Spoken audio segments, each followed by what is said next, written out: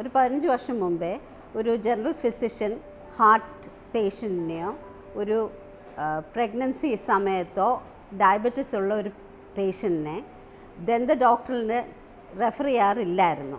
പക്ഷേ ഇപ്പോൾ അത് മാറി മാറി വരികയാണ്. ഫിസിഷ്യൻസും ഒരു ഹോളിസ്റ്റിക് അപ്രോച്ചാണ് ഇപ്പോൾ നോക്കുന്നത്. വായിലെ അസുഖങ്ങൾ കൊണ്ട് നമ്മുടെ ബോഡിയിലുള്ള പല ഭാഗങ്ങളിലും എഫക്റ്റഡ് ആകാറുണ്ട്. ഇപ്പം പഠനം പറയുന്നത് സാധാരണ ഒരു 700ഓളം ബാക്ടീരിയ സ്പീഷീസാണ് ഒരു ആളുടെ വായിൽ ഒരു സമയത്ത് കാണുന്നതെന്നാണ്. അപ്പം നല്ലവണ്ണം നമ്മളുടെ വാ സൂക്ഷിച്ചില്ലെങ്കിൽ ഇത് വളരെ കൂടുകയും നമ്മുടെ ബോഡിയിലുള്ള പല അസുഖങ്ങൾ വരാനുള്ള സാധ്യതയുണ്ട്. ഓറൽ ഹെൽത്ത് എന്ന് പറയുമ്പം നമ്മൾ എപ്പോഴും വിചാരിക്കുന്ന പല്ലിൻ്റെ അസുഖം മാത്രമേ ഉള്ളെന്നുള്ളതാണ്. പക്ഷേ വായിൽ വേറെ ഒരുപാട് അസുഖങ്ങൾ വരാൻ പറ്റും.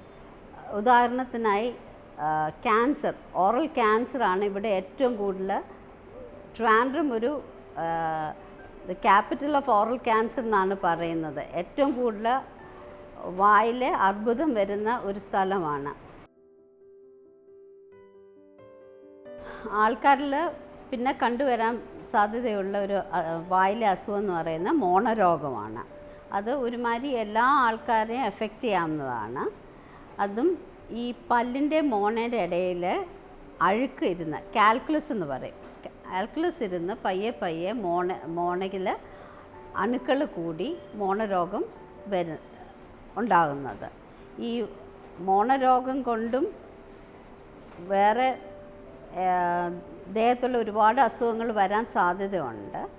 ഈവൻ എൻഡോകാർഡൈറ്റിസ് എന്ന് പറഞ്ഞ സബ് അക്യൂട്ട് ബാക്ടീരിയൽ എൻഡോകാർഡൈറ്റിസ് എന്ന് പറഞ്ഞ ഹൃദയരോഗം വരെ ഈ അണുബാധകൾ കൊണ്ട് വരാൻ സാധ്യത കൂടുതലാണ്. ഒരു ചൊല്ലുണ്ട്, if you smile the world smiles with you എന്ന്. ഒരു നല്ലൊരു ചിരി, ഒരു പുഞ്ചിരി നമ്മുടെ ഇൻ്റർപേഴ്സണൽ റിലേഷൻഷിപ്പിനെ ഒരുപാട് എഫക്റ്റ് ചെയ്യാറുണ്ട്. അതിന് അതുപോലെ തന്നെ വായിലെ ദുർഗന്ധം, ഹാലറ്റോസിസ് എന്ന് പറയുന്നത് ഒരുപാട് കാരണങ്ങൾ കൊണ്ട് വരാം. അത് നമ്മളുടെ ഇൻ്റർപേഴ്സണൽ റിലേഷൻഷിപ്പിനെ എഫക്റ്റ് ചെയ്യാൻ സാധ്യതയുണ്ട്. നമ്മൾ കഴിക്കുന്ന ആഹാരം വരെ ഈ ദുർഗന്ധം വരാനുള്ള സാധ്യത കൂട്ടുന്നുണ്ട്. ഇളം തലമുറയിൽ ഒരുപാട് ദുർശീലങ്ങളുണ്ട്. മുറുക്കുക, അതുപോലെ പാൻപറാഗ് കഴിക്കുക. അതിൻ്റെ ദോഷവശങ്ങളെപ്പറ്റി ഇവർക്ക് തീരെ അറിവ് കുറവാണ്. ഇങ്ങനത്തെ ഈ പാൻപറാഗൊക്കെ കഴിക്കുകയാണെങ്കിൽ ക്യാൻസറിന് മുന്നോടിയായ ഒരുപാട് അസുഖങ്ങൾ വായിൽ വരാൻ സാധ്യതയുണ്ട്. ഈ പാൻപറാഗിൻ്റെ പോലെ തന്നെ ഹാംഫുള്ളാണ് സ്മോക്കിങ്ങും ആൽക്കഹോളും.